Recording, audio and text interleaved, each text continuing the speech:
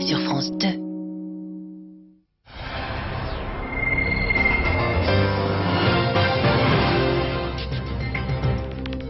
Bonsoir et bienvenue à tous. Voici les titres de l'actualité de ce mardi. La course au dernier train, la grève contre la réforme des régimes spéciaux commence en ce moment même à la SNCF. Nicolas Sarkozy promet de maintenir les réformes et reçoit ce soir les présidents des entreprises publiques concernées. La crispation dans le conflit des universités. À Nanterre, les CRS ont délogé ceux qui occupaient les locaux.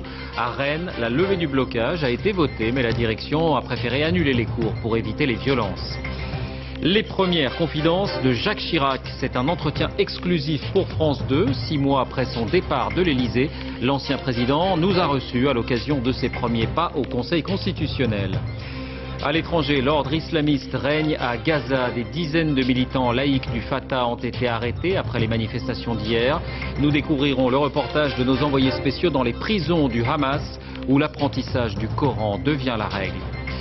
Une vaste affaire d'escroquerie à la serrurerie en région parisienne. Des artisans indélicats réclamaient des milliers d'euros pour une simple intervention et faisaient parfois payer les assurances. C'est le dossier de cette édition.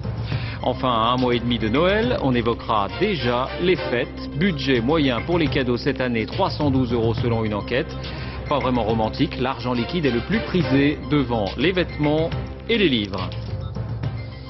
C'est ce qu'on appelle un moment de vérité pour les syndicats, pour le gouvernement et pour la France. La grève reconductible a donc officiellement commencé dans les gares. Elle s'annonce massive et dure surtout pour les usagers.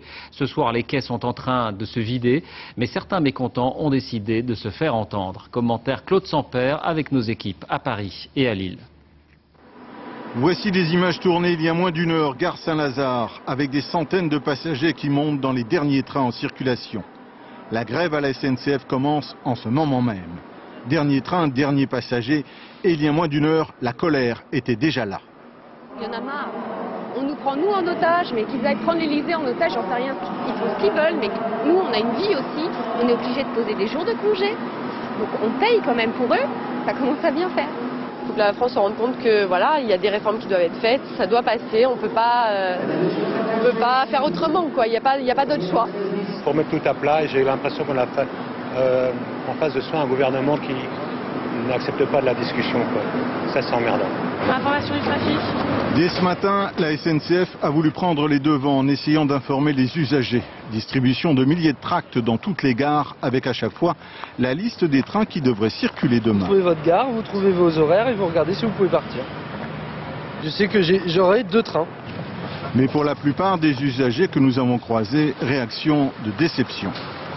Il m'apprend absolument rien du tout, sur ma gare elle n'est pas notée. Un peu partout en France, la pression monte face à une grève qui s'annonce dure. Dans quelques gares, on a même vu des comités d'usagers s'organiser pour protester.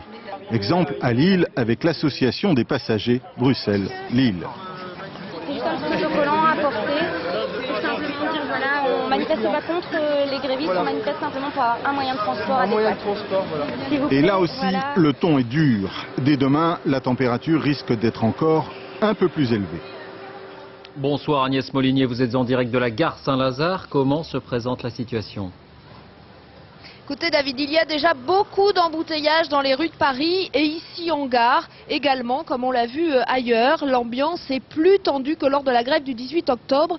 Sûrement la perspective d'un conflit qui devrait durer. Car la SNCF l'annonce ce soir, les prévisions de trafic qu'elle donne pour la journée de demain, qui sont déjà très difficiles, seront également les mêmes pour la journée de jeudi. 90 TGV pour l'ensemble du réseau, c'est à peine un peu plus d'1 sur 10.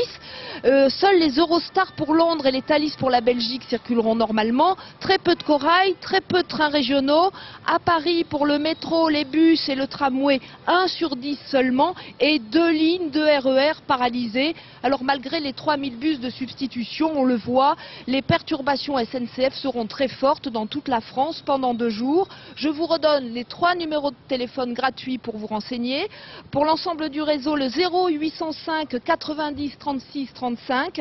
Pour l'Île-de-France, le 0805 700 805. Et pour Paris, le 0800 15 11-11. Et enfin, cette dernière information pratique, comme pour la grève du 18 octobre, la SNCF s'engage à vous rembourser les billets pour tous les trains que vous n'aurez pas pu prendre pendant la durée du conflit. Merci Agnès. Rappelons que les transports urbains dans les grandes villes des régions ne sont pas a priori concernés. En revanche, le trafic régional sera très perturbé. À Marseille, la grève a déjà commencé pour les contrôleurs qui ont cessé le travail à midi après l'agression d'un des leurs il y a quelques jours pendant son service. Ailleurs, dans tous les dépôts, les cheminots préparent cette journée de demain. Quel est leur état d'esprit? À Saint-Etienne, reportage Yves Ginca, Tristan Lebras. Ultime mobilisation avant la grève. Ces cheminots stéphanois sont tous syndiqués. Ils font une dernière tournée pour s'assurer que leurs collègues de travail seront bien grévistes demain. Ça va. Demain, manif à 9h30, je sais pas si tu es au courant, ça commence à Carnot.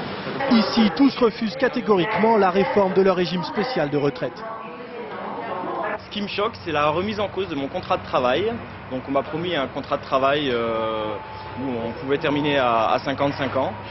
Ce qui me choque aussi, c'est qu'on a tendance aujourd'hui dans ce pays à niveler toujours vers le bas au lieu de niveler vers le haut. Entre Saint-Etienne et Lyon, 16 000 passagers quotidiens. Ici, le trafic est en pleine croissance. Ginès Palazon assure la maintenance des locomotives, 25 ans qu'il fait les 3-8. Pour lui, la retraite à 55 ans est largement méritée. Il y a des coups, on fait des nuits blanches. Il y a des coups, on ne peut pas dormir. Moi, j'en connais beaucoup, même chez nous. Pour pouvoir dormir, ils prennent des médicaments. Pour Bernard Borgiali, conducteur, la retraite précoce, c'est avant tout une question de sécurité. Car depuis la vapeur, bien des choses ont changé. Aujourd'hui, c'est vrai qu'on ne travaille plus les pieds dans le chaud puis la tête dans le froid. C'est vrai, on travaille dans du matériel qui est quand même meilleur. Mais par contre, la différence, c'est qu'on roule à des vitesses qui avoisinent les 160 km/h.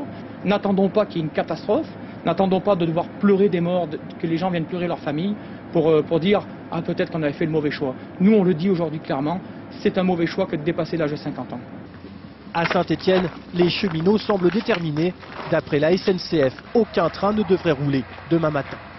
Et rappelons que le syndicat autonome, l'AFJAC, qui représente 30% des conducteurs, n'appelle pas à la grève. Côté usagers, on se prépare également, d'autant que le blocage, vous l'avez entendu, pourrait durer plusieurs jours. C'est en région parisienne que la situation sera la plus difficile.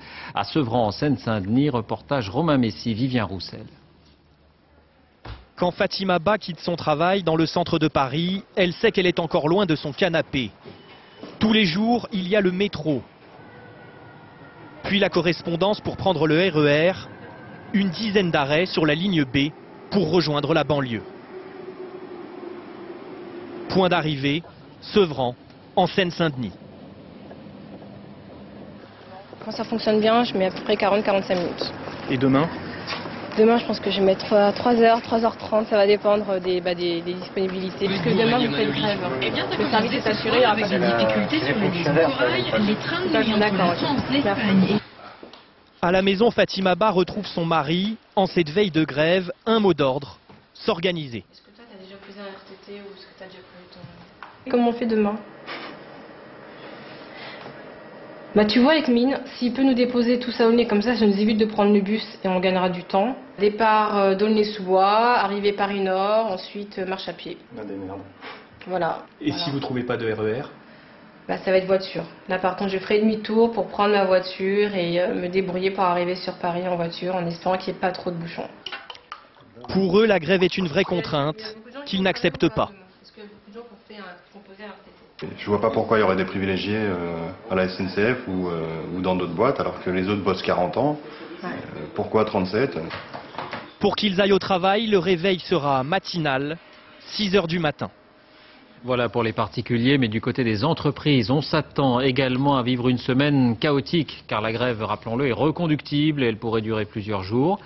Certaines ont déjà fait des stocks au cas où et organisent le covoiturage. À Cergy-Pontoise, reportage Cyril Za, Stéphane Guillemot. Je sais qu'il y a un certain nombre d'entre vous qui ont organisé du covoiturage pour éviter... L'enjeu de cette réunion, 10 000 € par jour. C'est ce que risque de perdre l'entreprise si la grève s'éternise. D'où l'urgence de s'organiser et rien n'est laissé au hasard. Dès ce soir d'ailleurs, certains dormiront à l'hôtel. Il y a des hôtels à côté. Bon, bah, on prendra en charge la chambre. Pas un mois et demi tant qu'à faire, hein. Il ne faudrait pas que ça dure. Et demain sur les chaînes, tous seront présents comme d'habitude, ou presque.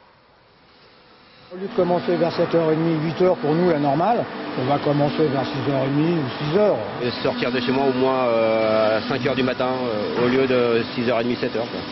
Ceux qui dormiront à la maison se lèveront donc plus tôt. Un système de covoiturage a été mis en place et bonne nouvelle pour les frais d'essence comme pour l'hôtel, c'est l'entreprise qui paye.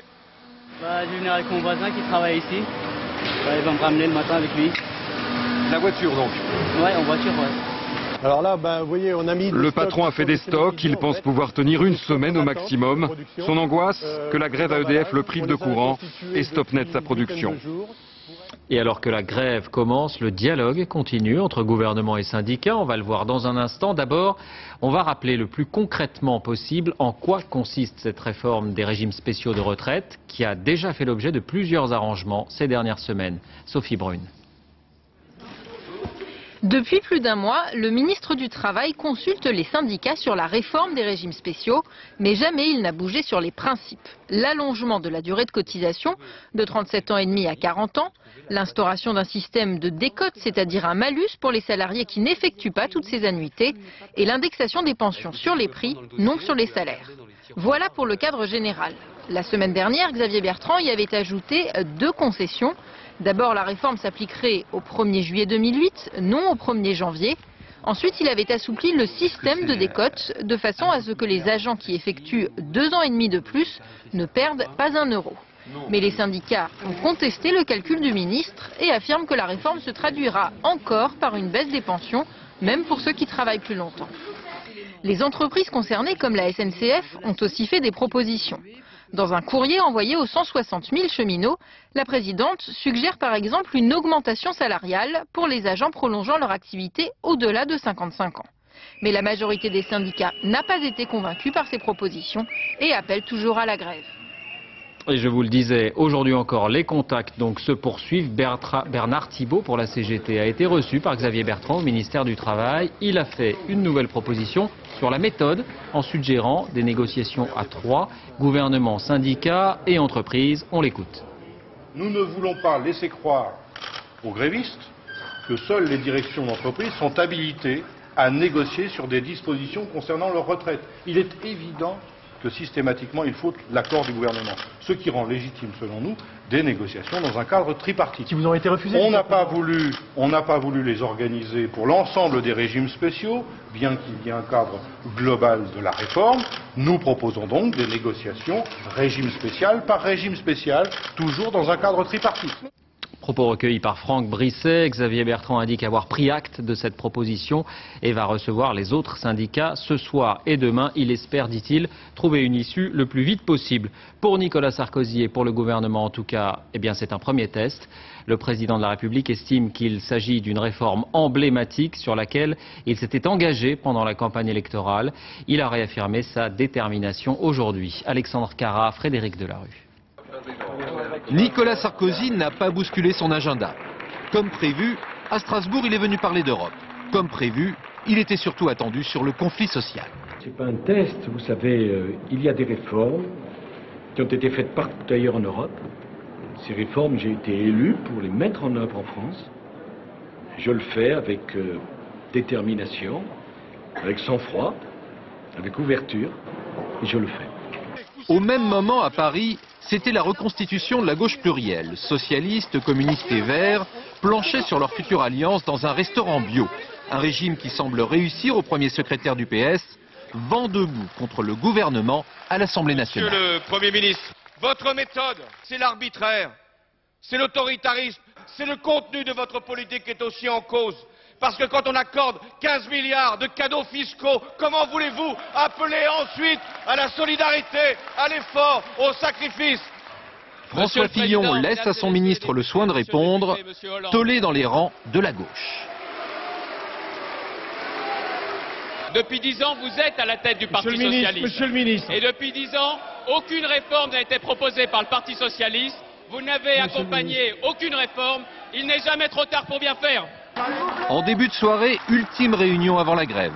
Nicolas Sarkozy reçoit à l'Elysée les dirigeants de la SNCF, RATP, EDF et GDF pour faire un point sur la situation. Alors précisément, Michael Darmon, bonsoir. Vous êtes en direct de l'Elysée. Quel est l'objet de cette réunion ? Écoutez, cette réunion qui vient de se terminer a permis à Nicolas Sarkozy de réaffirmer tout d'abord sa détermination donc à faire cette réforme, mais surtout à vouloir accélérer le tempo. Il a réuni donc les chefs d'entreprise des transports publics pour leur dire nous sommes maintenant dans le deuxième temps, le temps de la négociation dans les entreprises, et là vous aurez une obligation de résultat pour le dialogue social. Voilà, hier Nicolas Sarkozy, en rentrant de Berlin, confiait dans l'avion qu'il voulait se montrer fort sans être brutal, solide sans être rigide. Alors à la veille de la grève, il a voulu mettre en illustration ce principe. Merci Mickaël. Voilà donc ce que l'on pouvait dire ce soir sur ces grèves. On en vient au mouvement étudiant avec d'une manière générale une crispation dans les universités concernées aujourd'hui. Nous vous parlions hier de l'université de Rennes 2 qui est en pointe. Eh bien, dans la soirée, le vote à bulletin secret a abouti à une majorité de 62% contre le blocage. On s'attendait donc à une reprise des cours ce matin, mais une centaine d'étudiants interdisaient encore l'accès des locaux, des étudiants armés de barres de fer ou de battes de baseball, selon le président de l'établissement, qui dénonce un comportement terroriste et qui a préféré annuler les cours pour toute la journée. 2 étudiants ont été interpellés, c'est ce que nous indiquent nos correspondants Romuald Bonan et Gabriel Camilla. À Nanterre maintenant, là aussi on peut parler de raidissement. Les CRS et les gendarmes mobiles sont intervenus pour permettre la reprise des cours.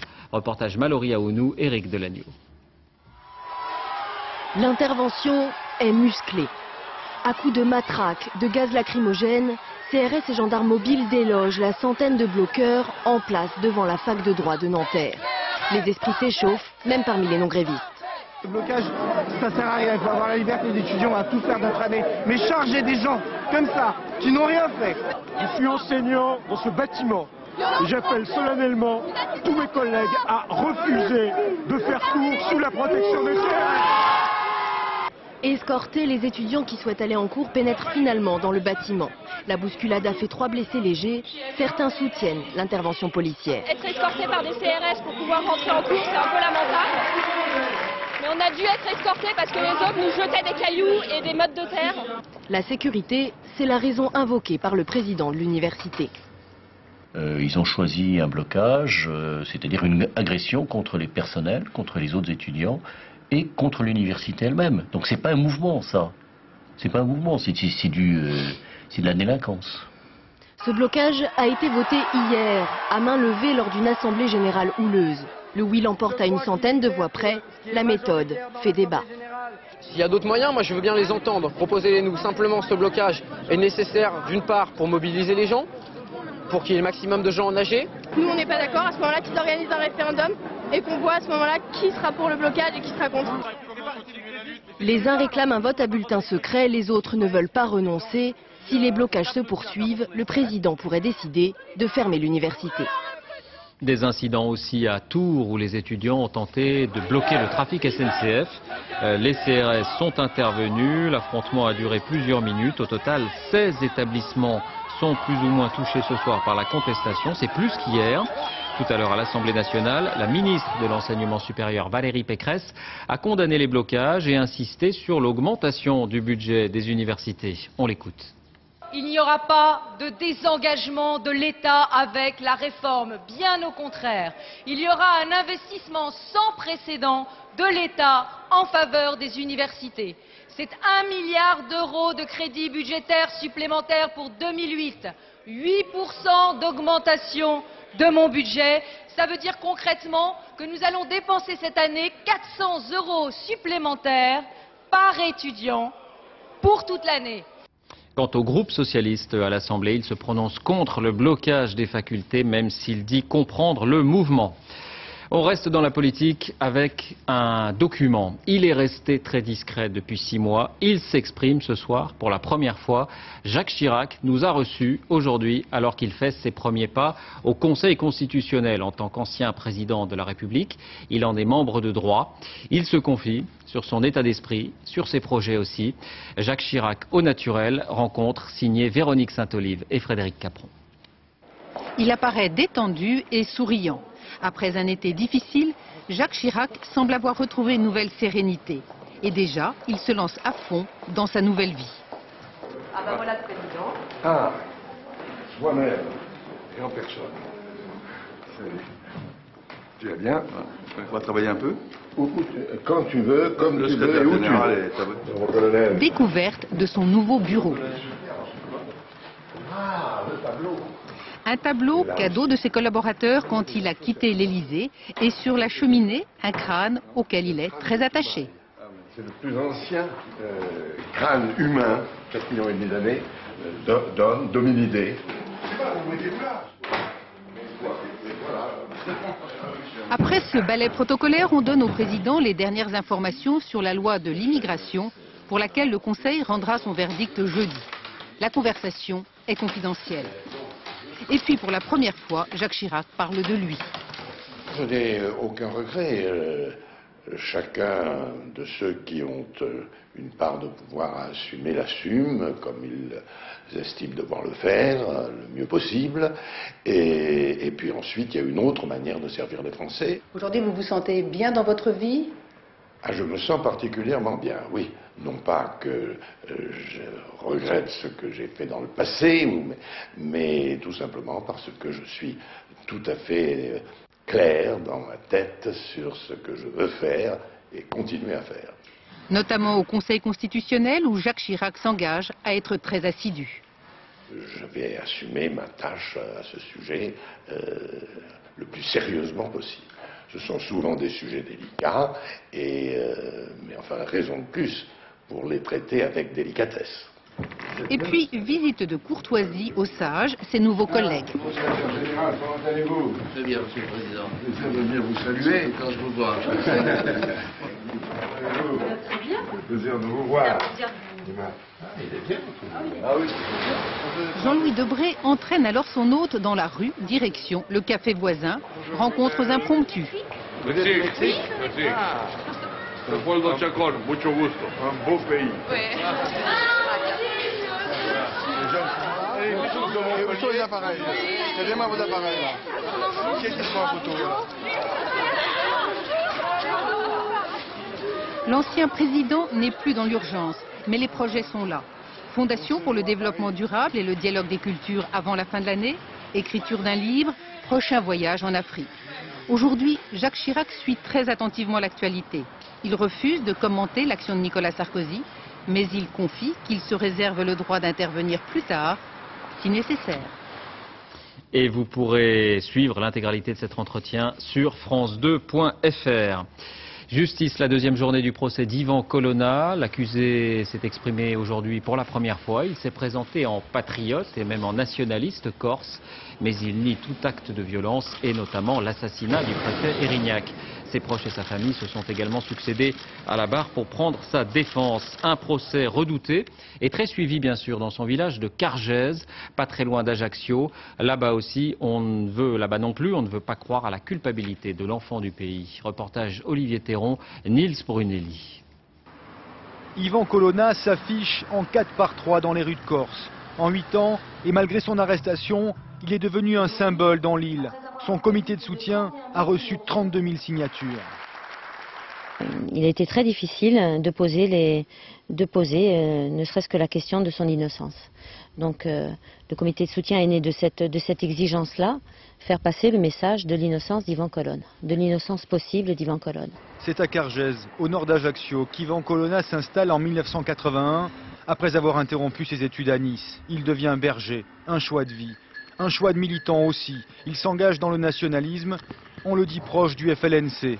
Mais il s'en détourne, du moins officiellement, dégoûté par l'affairisme et la guerre fratricide qui frappe le mouvement dans les années 90. Dans le village, plutôt que le meurtrier présumé du préfet Erignac, on préfère évoquer l'ami d'enfance. Je le connais depuis toujours et je sais que c'est quelqu'un qui a des qualités humaines hors du commun et qui a un attachement viscéral à la vie humaine. Et donc, je ne le reconnais pas dans ce qu'on dit de lui.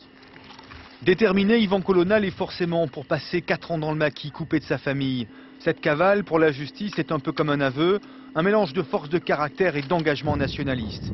Mais ça ne fait pas forcément de lui un tueur de préfet, c'est ce qu'Ivan Colonna tente de démontrer à l'audience. Une grosse opération de gendarmerie contre des voleurs de métaux dans les Bouches-du-Rhône. Les forces de l'ordre sont intervenues dans 2 casses des quartiers nord de Marseille. Il s'agit de câbles de cuivre dérobés en grande quantité. Ces vols se multiplient depuis quelques temps, on en a pas mal parlé ici même. La particularité de ce coup de filet, c'est que les voleurs présumés font notamment partie d'entreprises sous-traitantes de France Télécom. Les employés arrondissaient ainsi leur fin de mois, image signée Christophe Larocca. En région parisienne, la police pense avoir mis au jour une vaste affaire d'escroquerie à la serrurerie. Des artisans indélicats réclamaient parfois des milliers d'euros pour une simple intervention en cas de porte claquée. Autre pratique condamnable, devant les réticences de leurs clients, ils proposaient de provoquer eux-mêmes une effraction pour faire payer les assurances. C'est le dossier de cette édition, il est signé Jenny Briffa, Wassila Kamli. Ces dernières années, dans les pages jaunes, le nombre de serruriers a explosé. En même temps, dit-on que le nombre d'escroqueries. Nous avons voulu le vérifier. Voici le premier serrurier appelé totalement au hasard. J'ai claqué la porte bêtement, avec les clés dedans. Je suis complètement... Tout est filmé en caméra cachée. C'est celle-là, juste là. Ouais. Pour une porte claquée, généralement, on ne touche à la serrure qu'en dernier recours. Malheureusement, la seule façon d'ouvrir pour ce genre de porte, c'est passé par la serrure. Et vous pensez que ça va coûter combien si on fait ça? Je sais pas, je me dis une base d'un cylindre, 200 euros. 200 euros? À la base, après si c'est allongé, c'est plus cher. Et vous, 200 euros au minimum, plus 100 euros d'intervention, je refuse. Il me propose alors un arrangement. C'est par votre assurance habitation. Et comment? Vous êtes fait voler les clés. Mais c'est une fausse déclaration, ça? Comme vous voulez. C'est pas trop grave, faut voler les clés, c'est pas comme si on parlait d'effraction, tout ça, c'est vraiment grave. Ouais, il y a beaucoup de gens qui font ça finalement. Il y en a plein, mais ils font pire que ça. Une fausse déclaration à l'assurance, je refuse.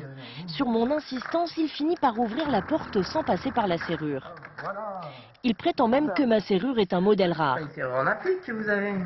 Bah, du coup, les clients, ils ont intérêt à insister, hein. Bah, c'est même pas assister, c'est que c'est du jamais vu ce que je vois là.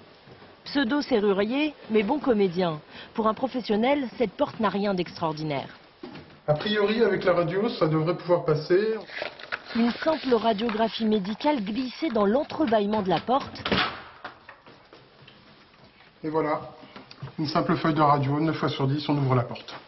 Donc pas besoin de toucher à la serrure. Sans toucher à la serrure, on repousse le peine demi-tour, on rentre dans l'appartement. Et ça coûte combien en moyenne? C'est une prestation qui est facturée 91,47 € en comprenant le déplacement du technicien. 91 €, c'est beaucoup moins que ce qu'ont dépensé plus de 120 franciliens escroqués par un réseau de serruriers. Les victimes, des personnes âgées pour la plupart, avaient claqué leurs portes. Coincées sur le palier, elles appellent l'un des premiers numéros des pages jaunes à la rubrique serrurerie. Mais elles tombent en fait sur une centrale d'appel qui regroupe plus de 40 enseignes fictives.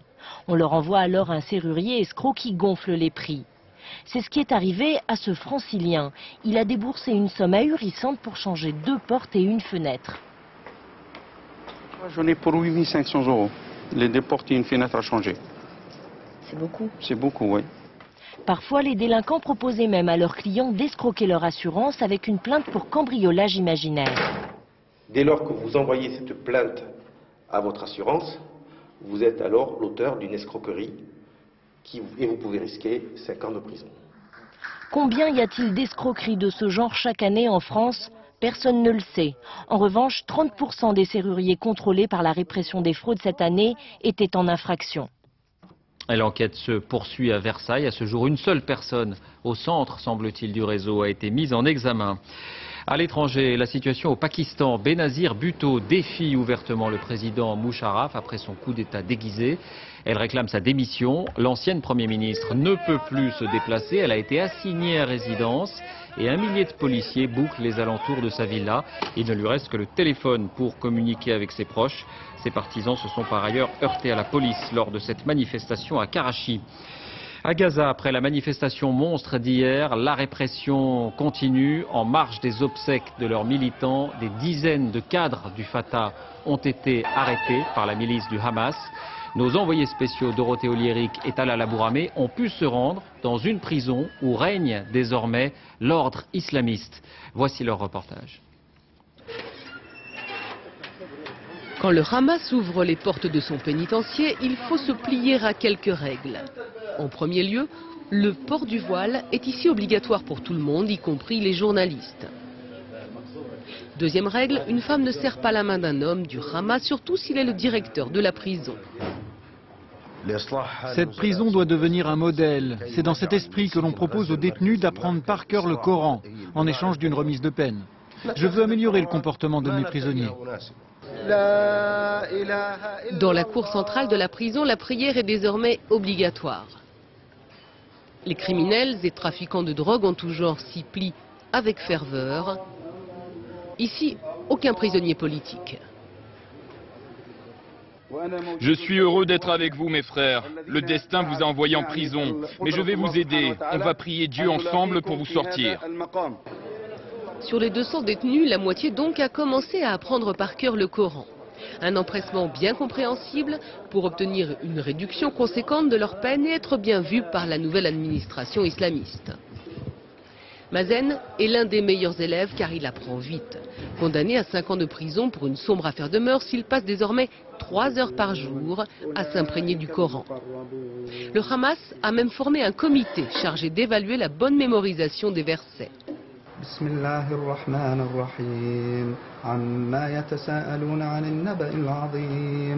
J'apprends le Coran par cœur, car le directeur a dit si on apprend un chapitre, on a 2 mois de prison en moins. Donc moi j'en apprends 5, comme ça j'aurai 1 an de prison en moins. Ici, c'est l'ancien couloir de la mort. Le Hamas se targue aujourd'hui de l'avoir fermé. Les mauvais traitements et l'injustice assurent la milice islamiste, c'est fini. L'heure est à la rédemption par la religion et le travail. Combien de temps le Hamas va-t-il garder la main sur les institutions de la bande de Gaza? Difficile à dire, d'autant plus que l'autorité palestinienne souhaite organiser des élections anticipées d'ici 6 mois. En bref, encore à l'étranger, la grippe aviaire est de retour en Grande-Bretagne. Le virus H5N1 a été détecté dans un élevage avicole de l'Est de l'Angleterre. Plus de 6000 volailles vont être abattues dans la ferme concernée. Le dernier cas de grippe aviaire remontait à avril 2006, découvert sur un cygne en Écosse. Économie, avec l'inflation en octobre, plus 0,2%. Il faut noter que sur un an, vous le voyez, les prix ont augmenté de 2% en raison notamment du coût de l'alimentation et de l'énergie. Voilà qui va peut-être peser sur les achats de Noël. Et oui, c'est dans 1 mois et demi déjà. Selon une étude du cabinet Deloitte, le budget moyen pour les cadeaux serait de 312 € pour les cadeaux seulement. Et le présent le plus désiré est assez prosaïque. On souhaite d'abord de l'argent en liquide. Valérie Gaget, Jacques Gérard. Dans les grands magasins, c'est déjà Noël. Les clients partent à la pêche aux idées. Les plus pressés achètent déjà boules et guirlandes. Cette année, il y aura moins de cadeaux au pied de l'arbre. Une étude évalue à 556 € le budget moyen d'une famille de 4 personnes. 312 € pour les cadeaux, c'est 45 € de moins que l'an dernier. Les Français prévoient de dépenser plus pour les repas et les divertissements. Ils s'en inquiètent. 2 tiers des gens que nous avons interrogés se préoccupent de cette hausse des produits alimentaires qu'ils n'ont pas encore quantifiée mais qu'ils estiment importante. Et puis, près de 40% des gens s'inquiètent de ce qu'ils constatent. Alors, la hausse de l'énergie, la hausse du pétrole. Autre révélation, dans leurs petits souliers, les Français veulent des sous. L'argent arrive en tête de leur liste de Noël, devant les vêtements, les chèques cadeaux et les livres. Mais le Père Noël devrait leur apporter en priorité des livres, des CD, des vêtements et des parfums. De l'argent liquide, qu'est-ce que vous en pensez? Pourquoi pas, si c'est nécessaire pour eux. Pour moi, je dirais que ce n'est pas mon besoin immédiat. Donc je préfère, oui, quelque chose d'original, un parfum. Je préfère un cadeau, même des fois ne pas le savoir, enfin on me demande ce que je veux, je mets des idées, et puis c'est la surprise. Le rappel de certains jouets venus d'Asie aura certainement un impact sur les ventes. 66% des Français s'intéresseront cette année de près aux étiquettes. Ce seront sans doute les 2 livres les plus lus en France cette saison. C'est aujourd'hui qu'arrivent en librairie les 2 derniers albums de bande dessinée de la saga 13. Avec un premier tirage à faire rêver les romanciers, 500 000 exemplaires chacun. Il faut dire que cette série constitue un phénomène. Un grand magasin a même ouvert ses portes à minuit pour l'occasion. Marie-Hélène Bonneau, Vincent Bouffartigue. Presque classé confidentiel. Qui est l'homme qui vaut 11 millions d'albums et une vaste opération de marketing pour la sortie des 2 derniers tomes. Un lancement digne d'un grand film américain. Qui est 13? Le plus grand suspense de la BD prend fin. Avec mise en scène de la livraison des albums et ouverture exceptionnelle à minuit d'un grand magasin, aussi fort qu'Harry Potter. 13, apparu en 1984, il est amnésique, juste un tatouage sur l'épaule gauche. En 17 albums, il est devenu terroriste, agent secret, peut-être même assassin du président des États-Unis. 24 ans de suspense et toujours pas d'identité. Le jeu du chat et de la souris entre le scénariste et le lecteur. Les lecteurs se sont piqués au jeu en disant mais il tire des ficelles, ce type c'est pas possible, il va nous mener en bateau. Et l'idée d'être mené en bateau, d'accord, mais je voulais pas que le bateau aille là où les lecteurs pensaient qu'on irait. En effet, jamais là où on l'attend. Tous les albums sont dessinés par Vance, sauf un, l'avant-dernier signé Giraud, le célèbre auteur de Blueberry. Quand j'ai commencé à dessiner, je ne savais pas sous quelle forme ça allait se produire. Je savais que c'était du réalisme, mais c'est tout ce que je pouvais prévoir. Hier soir, les accros de la série étaient au rendez-vous. Vous allez le lire ce soir? Ah oui, ça je me couche pas tant que je ne saurai pas qui est 13. Tirage des 2 derniers albums, 500 000 exemplaires chacun, 2 fois plus qu'un prix Goncourt. Jackpot pour l'éditeur, 13, c'est 10% de son chiffre d'affaires. La suite et la fin des prix littéraires. L'Interallié a été décerné à Christophe Onodibio pour Birman aux éditions Plomb. Une image de tennis. Richard Gasquet a battu le Serbe Novak Djokovic au Master en 2-7, 6-4, 6-2. Il se relance donc en vue des demi-finales, d'autant que dans le même temps, Rafael Nadal, fatigué, a été battu par Ferrer. Avant de refermer cette édition, je vous en rappelle l'un des principaux titres, la course au dernier train. La grève contre la réforme des régimes spéciaux a commencé ce soir et s'annonce très suivie demain et sans doute après-demain. Pendant le conflit, les pourparlers continuent. La CGT a été reçue aujourd'hui par Xavier Bertrand qui devrait recevoir les autres syndicats ce soir, dans la nuit ou demain matin. C'est la fin de ce journal. Merci de l'avoir suivi. Tout de suite, la météo, Laurent Romeshko. 20h50, le deuxième épisode de votre grande série d'automne, Guerre et paix. À demain.